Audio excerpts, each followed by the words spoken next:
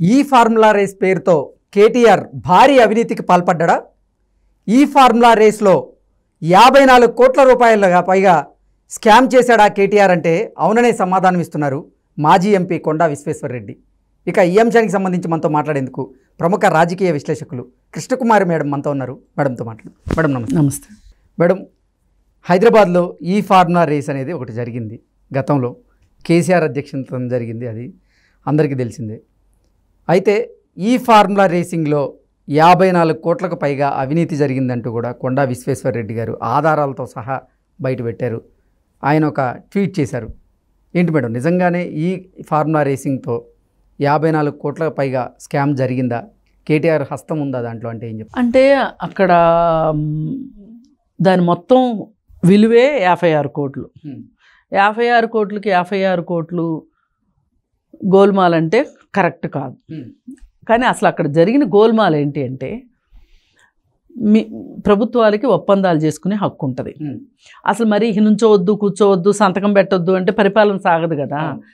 కాకపోతే విధి విధానాల ప్రకారం వెళ్ళకపోతేనే మనం మాట్లాడుకుంటాం. ఇప్పుడు ఇక్కడ విధి విధానాల్లో జరిగిన పొరపాటు ఏంటి అంటే, ఎలక్షన్ కోడ్ వచ్చిన తర్వాత ఆ శాఖకి సంబంధించిన ముఖ్య కార్యదర్శి కానీ మంత్రి కానీ నోట్ పుట్టప్ చేయకోకుండా అసలు డబ్బులు ఎలా విడుదల చేశారు, ఇది ప్రశ్న. ఇప్పుడు ఎలక్షన్ కోడ్ అంటే ఏంటి? ఎక్కడదక్కడ అత్యవసరాలకు తప్పితే అత్యవసరాలకు కూడా ముందే డబ్బులు సమకూర్చి పెట్టుకొని, అంటే ఒక రకంగా ప్రభుత్వము ఎలక్షన్ కోసం పనిచేయటం తప్పితే ఇతరత్రా పనులు ఆగుతాయి అని అర్థం. అంటే అత్యవసరాలు ఆగమని కాదు. అయితే మరి ఆ పరిస్థితుల్లో ఆ సందర్భంలో డబ్బులు ఇవ్వాల్సిన అవసరం ఏంటి? ఇది ఒక్కటే కాదు, అసలు ఇప్పుడు గత ప్రభుత్వంలో ఆర్థిక అవకతవకలు రోజుకొకటి బయటపడుతున్నాయి. ఇప్పుడు ఈరోజు పేపర్ చూసుకుంటే మనకి కేటీఆర్ అనుచరుడు మధ్యాహ్న భోజన పథకానికి సంబంధించి ఏదో ఒక కాంట్రాక్ట్ ఇప్పిస్తాను అని చెప్పి నకిలీ కాంట్రాక్ట్ పేపర్స్ చూపించి ఒక అతని దగ్గర 5 కోట్లు కొట్టేశాడు. అతను కేటీఆర్ తోటి సన్నిహితంగా ఫోటోలు, తెలంగాణ భవన్లో సన్నిహితంగా ఉన్న ఫోటోలు అవన్నీ రిలీజ్ చేసి కేసు పుట్టప్ చేశారు, అతను అరెస్ట్ చేశారు. అంటే ఇప్పుడు మీరు అనొచ్చు, ఇప్పుడు అనుచరులు చేసిన దానికి కూడా వాళ్ళు ఏం చేస్తారు అని. అంటే వీళ్ళు కాపాడతారు అనే ఒక నమ్మకం ఉండబట్టే కదా, వీళ్ళ అండతోనే కదా వాళ్ళు చేస్తారు. ఇప్పుడు డైరెక్ట్గా కేటీఆర్ హస్తం ఉందని నేను అనట్లేదు, కానీ ఇలాంటి వాళ్ళని మీరు ఆదరించబట్టే కదా జరిగేది. మరి మీ అండ చూసుకుని చేసినప్పుడు మీ పార్టీ మనిషి కాబట్టి, మీ పార్టీ కండువా కప్పుకొని తిరుగుతూ చేశాడు కాబట్టి అక్కడ నమ్మబలికిన విషయం ఏంటి? నేను ఆ పార్టీ కాబట్టి ఈ కాంట్రాక్ట్ నా దగ్గర ఉంది అని. అంటే పార్టీలో పనిచేసే వాళ్ళకి ఇలాంటి కాంట్రాక్టులు ఇచ్చుకుంటారని, వాళ్ళు సహజంగా నీతిమంతులైతే గనక సజావుగా నడిపించుకుంటారు. లేని వాళ్ళు ఒక 4-3 కాటిని చూపించి లాటరీ టికెట్ వచ్చిందని అప్పులు చేసేవాళ్ళు ఉంటారు చూసారా, ఆ విధంగా చేసిన విషయం. ఇదొక్కటే కూడా కాదు, అసలు ఇవాళ పేపర్ చూస్తేనే భయం వేసింది. క్రమబద్ధీకరణ, ప్రభుత్వ భూములు క్రమబద్ధీకరణ అని చెప్పి జీవో నెంబర్ 58, 59 ఉన్నాయి. దానిలో ఏంటి అంటే, పేద ప్రజలు ఎవరైనా సరే వాళ్ళు ప్రభుత్వ స్థలంలో చిన్నదో పెద్దదో ఇల్లు కట్టుకొని కరెంటు కనెక్షన్ తీసుకొని వాళ్ళకు ఉండే పంచదార కార్డును బట్టి ఇలా రకరకాల క్రైటీరియాల ప్రకారం గవర్నమెంట్ వాల్యూ కట్టి క్రమబద్ధీకరించుకోవచ్చు అనేది ఉంది. ఇన్ని గజాల లోపు అయితే ఫ్రీ, ఆ పైన అయితే 3 వంతులు కట్టాలి, ఇట్లా రకరకాల స్లాబులు ఉన్నాయి. దానికి ఎంతోమంది పేదవాళ్ళు అప్లై చేసి కొంచెం డబ్బులు డీడీలు కట్టి చకోర పక్షులాగా ఎదురు చూస్తూ ఉంటే, ఇప్పుడు మొన్న హడావుడిగా ఎలక్షన్ల ముందు చాలామంది పెద్దవాళ్ళకి 6,000 గజాలు ప్లాట్లు క్రమబద్ధీకరణ అయిపోయినాయి. పోనీ అక్కడ ఏమైనా నిర్మాణాలు ఉండి చచ్చినాయా అంటే, ఇప్పుడు గూగుల్ మ్యాప్ ఉంది కదా, సౌకర్యం ఉంది కదా, గూగుల్ మ్యాప్ ప్రకారం చూస్తే అది మొత్తం చెట్లు పుట్లు ఉన్నాయి. అది ప్రభుత్వ భూమి, దాన్ని క్రమబద్ధీకరించేశారు. ఓకే, ఇట్లాంటివన్నీ ఇప్పటికి తవ్వితే ఎన్ని వస్తాయో చూడాలి. మరి అంటే ఈ ఫార్ములా రేస్ అనేది ఇంటర్నేషనల్గా జరిగే రేసు. దాన్ని అసలు మేము హైదరాబాద్లో పెడితే హైదరాబాద్ కీర్తి మరింత పెరిగిద్ది అంటూ కూడా ఇక్కడ పెట్టే ప్రయత్నం చేశామంటూ గతంలో కేసీఆర్ మాట. కరెక్టే, దానికి ఒప్పందం ఉంది, గవర్నమెంట్ ఒప్పందం ఉంది. పాత ప్రభుత్వం ఒప్పందం చేసుకుంటే కొత్త ప్రభుత్వం దాన్ని గౌరవించాల్సిన అవసరం కూడా ఉంది. సబ్జెక్ట్ టు మ్యాటర్ ఏంటి అంటే దానిలో అవకతవకలు లేకపోతే, ఈ ప్రభుత్వం విశ్వసించకపోతే అప్పుడు ఆ కాంట్రాక్ట్ని రద్దు చేసుకునే అవకాశం కూడా ఉంది ప్రభుత్వానికి. అవును, అంత ఆషామాషిగా ఆ ప్రభుత్వం చేసిన అన్నీ మేము జీహుజూర్ అంటాం అనేది ఎక్కడా లేదు, అడిగే హక్కు ఉంది.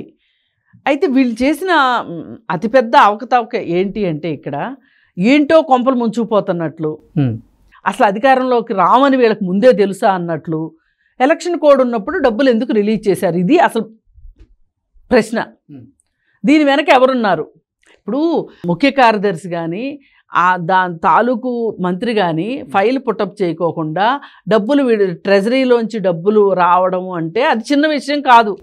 ఎవరో పెద్ద తలకాయ దీనికి సహకరిస్తే తప్పితే అవ్వదు. అర్థమైందిగా మీకు? ఆ పెద్ద తలకాయ ఎవరనేది ఇప్పుడు బయటికి రావాలి. ఓకే, ఏది ఏమైనా ఎవరై ఉంటారు మేడం? ఆ పెద్ద తలకాయ ఎవరై ఉంటారు? ఇట్లాంటివన్నీ చూసేది కేటీఆర్ఏగా, ఇట్లాంటి శాఖలన్నీ చూసేది కేటీఆర్ఏ. పాపం పెద్ద ఆయనకేం తెలుసు అండి, ఆయనకి ఫామ్ హౌస్లో ఉండే ఆయనకి ఇవన్నీ ఏం తెలుసు? ఆయన బంగాళదుంపలను క్యాప్సికమ్లు పండించుకుంటా ఎకరానికి ₹1,00,00,000 ఆదాయం తీసే పనులు ఆయన ఉంటే ఆయనకేం తెలుస్తాయి ఇవన్నీ? ఓకే, అంటే ఇక్కడ పెద్ద ఆయన కేటీఆర్ఏ అంటారు. కేటీఆర్ఏ పైగా ఇన్ని పనులు చేసేసి ఇప్పుడు కేటీఆర్ ఏమంటున్నాడు, సీఎం పదవి కంటే కూడా కేసీఆర్ అనే 3 అక్షరాలకే చాలా విలువ ఉందంట. అంటే కేసీఆర్కు ఉన్న విలువ, ఆ 3 అక్షరాలకున్న విలువ సీఎం పదవికి కూడా లేదంట. అంటే నువ్వు సీఎం అయ్యావని ఏమైనా ఎగురుతున్నావేమో, మా నాన్న పేరు ముందు నువ్వు బలాదూరు అని చెప్పి చెప్తున్నాడు రేవంత్ రెడ్డికి కేటీఆర్. ఇంత మాట అనడానికి ఎంత సాహసం కావాలో తెలుసా అండి? అంటే ఇంక సీఎం పదవి వద్దా మేడం ఆయనకి?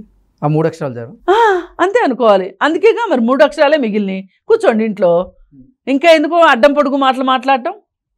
ఇంత పెద్ద మాట అవసరం లేదు కదా. కేసీఆర్ మాట అంటేనే అంత, ఆ 3 అక్షరాలకే అంత పవర్ ఉందనే కదా మార్చమన్న ఎమ్మెల్యేలు కూడా మార్చుకోకుండా నన్ను చూసి ఓటేస్తారు అన్నందుకే కదా మీకు ఇప్పుడు ప్రతిపక్షంలో కూర్చున్నారు మీరు. అయినా మీకు బుద్ధి సిగ్గు రాలేదంటే ఏమనుకోవాలి? అంటే ఎంత, దీన్ని ఏమనాలి? తలబిరుసు అనాలా, పొగరనాలా, లేకపోతే నాకు మాటలు కూడా రావట్లే అసలు. చూసి వాళ్ళ పేపర్ చూస్తే నాకు అదే అనిపించింది. కేసీఆర్ అనే 3 అక్షరాల ముందు సీఎం కూడా బలాదూర్ అనే మాట అంటాం. అంటే మేము వద్దనుకున్నాము, మేము వద్దనుకున్న పదవి నువ్వు తీసుకున్నావు. ఇలా ఎన్ని భాషలనే చెప్పుకోవచ్చు. అంటే వాళ్ళు వద్దనుకున్నారా, ప్రజలు వద్దనుకున్నారు? ప్రజలు వద్దనుకున్నారు. వాళ్ళు వద్దనుకుంటే అసలు పోటీ ఎందుకు చేయాలి? పోటీ చేసేవాళ్ళు కాదుగా, ప్రజలే వద్దనుకున్నారు. ప్రజలకే ఆ 3 అక్షరాల కంటే కొత్త మనిషిని సీఎం అని చేయాలనుకుని ఓట్లేశారు. అంటే వీళ్ళు ప్రజా తీర్పుని ఈ రోజు కూడా వాళ్ళు గౌరవించట్లేదు.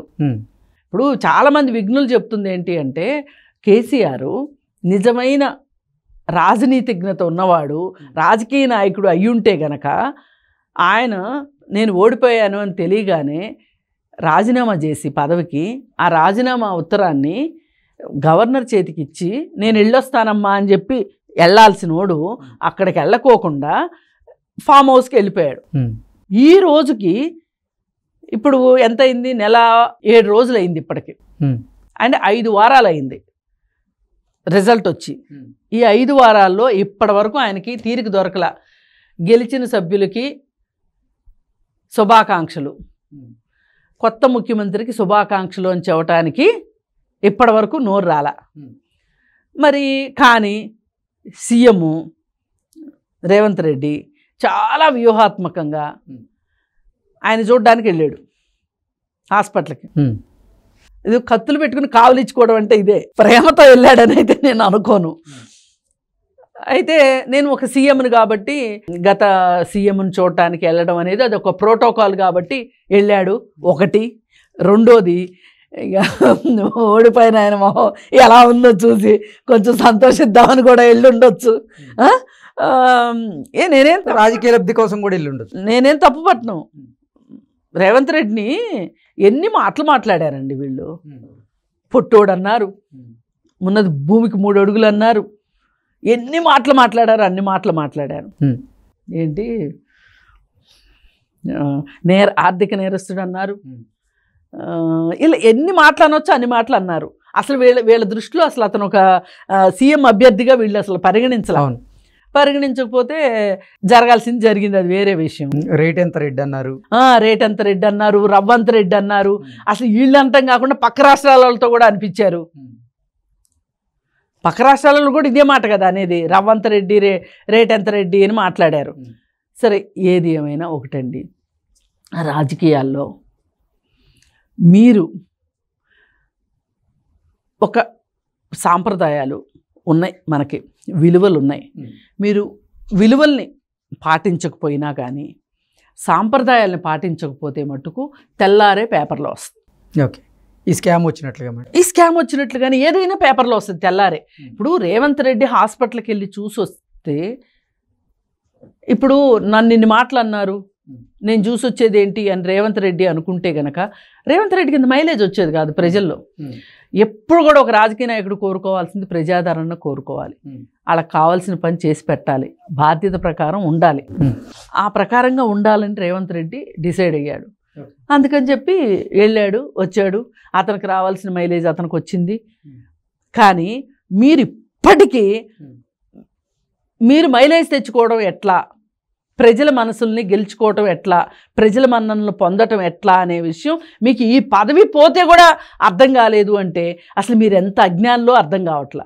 రోజుకొక స్కామ్ బయటకు వస్తుంది మేడం. ఈ నేపథ్యంలో వాళ్ళు పాపం ఇంకెక్కడ ఆలోచిస్తారు? కాదండి, స్కాములు రావడం వేరు, బాధలు కష్టాలు ఉండడం వేరు. వాటన్నిటినీ మింగుకుంటూ నువ్వు ఒక సంప్రదాయం ఉంది అంటే దాన్ని ఎందుకు గౌరవించవు నువ్వు? రాజకీయాల్లో సంప్రదాయాలు ఉంటాయి. ఇప్పుడు ఆ సంప్రదాయం కోసమే కదా వచ్చింది. సంప్రదాయాలు అంటే వేరే ఏం లేదు, ప్రోటోకాల్సే. ఇంగ్లీష్లో మాట్లాడుకుంటే ప్రోటోకాల్స్, తెలుగులో మాట్లాడుకుంటే సంప్రదాయాలు. మీ నాన్న గవర్నర్ దగ్గరికి వెళ్ళి ఇవ్వలా, వెళ్ళాడు, ఇంతవరకు వీళ్ళకి శుభాకాంక్షలు చెప్పలా. ఇది ఒక ప్రోటోకాలు, ఇది ఒక శుభాకాంక్షలు. నేను ఓడిపోయిన వెంటనే అసలు ఫామ్ హౌస్కి ఎందుకు వెళ్ళానా అంటూ ఇప్పుడు కేసీఆరే బాధపడుతున్నారంటూ కూడా కొన్ని వార్తలు రాశారు కొంతమంది. ఎందుకు అక్కడికి వెళ్ళిన వెంటనే పాపం కాలు జారి బాత్రూంలో కింద పడిపోవడం, ఇవన్నీ చూస్తున్నాం. ఇప్పుడు రెస్ట్ తీసుకుంటున్నారు. ఏదన్నా కానివ్వండి, ఎన్నాళ్ళు అవిశ్రాంతంగా పనిచేశాడు కదా ఆయన. ఏ రోజు నాకు తెలిసి రాజకీయాల్లో ఇవాళ తీసుకున్నంత విశ్రాంతి కేసీఆర్ రాజకీయాల్లో చేరినప్పటి నుంచి మొదటిసారి ఆయన విశ్రాంతి తీసుకుంటున్నాడు. తీసుకొనివ్వండి, నష్టమే ఉంది. విశ్రాంతి తీసుకుంటే ఎవరికైనా విశ్రాంతి అవసరమే కదా. వయసును బట్టి కావచ్చు, ఆరోగ్య పరిస్థితిని బట్టి కావచ్చు, పరిస్థితులను బట్టి కానీ వెయిట్ చేస్తుంది. అంటే పోరాడలేనని కాదు, అలుపు తీర్చుకోవడానికి కూడా వెయిట్ చేయొచ్చుగా పులి కూడా. అట్లాగే ఆయన కూడా వెయిట్ చేస్తున్నాడు అనుకుందాం. మనం ఏం పాజిటివ్గా తీసుకుందాం, అన్నీ నెగిటివ్గా మాట్లాడుకుంటే ఎట్లా, మనకు కూడా బుద్ధి లేదనుకుంటారు చూసేవాళ్ళు. అందుకని ఖచ్చితంగా. కాకపోతే సరే, ఆయన మాట్లాడట్లేదు, ఏ విషయాలకి స్పందించట్లేదు. ఆయన కొన్నాళ్ళు కామ్గా ఉందాం అనుకున్నారు, నిశ్శబ్దంలో ఉన్నారు, మౌనాన్ని పాటిస్తున్నారు అనుకుందాం. వీళ్ళైనా సరే ఇలాంటి మాటలు మాట్లాడాల్సిన అవసరం ఏంటి? మా 3 అక్షరాల కంటే సీఎం అనే అంటే 3 అక్షరాలు, సీఎం అంటే 2 అక్షరాలు, కేసీఆర్ అంటే 3 అక్షరాలు, అంటే ఒకటి ఎక్కువ ఉందని మీరు అనుకుంటున్నారా? ఏంటి అంటే ఏం చెప్తారు సమాధానం? అందుకని మీరు ఈ రోజుకి మీ బుద్ధిని మార్చుకోకుండా మీ అధిక్యాన్ని ప్రదర్శించాలి అనుకోవటం, మీ వాగాడంబరాన్ని ప్రదర్శించాలనుకోవటం, దీని వెనక మీ వెనకబాటుతనం కనిపిస్తుంది తప్పితే వేరే ఏమీ కనిపించట్లా. ఇప్పుడు చాలామంది దొరలు అన్నారు వీళ్ళని. ఆ దొరల అహంకారమే చూపిస్తున్నారు ఈ రోజుకి వాళ్ళు. అందులోంచి అసలు బయటికి రావట్లా, ఆ చట్టంలోంచి బయటికి రావట్లా వీళ్ళు. ఆ చట్టంలోంచి బయటకు వచ్చి సామాన్యులతోటి వీళ్ళు కలిస్తేనే వీళ్ళకి మళ్ళీ రాజకీయ పునర్జన్మ ఉంటుందని నేను నమ్ముతున్నాను.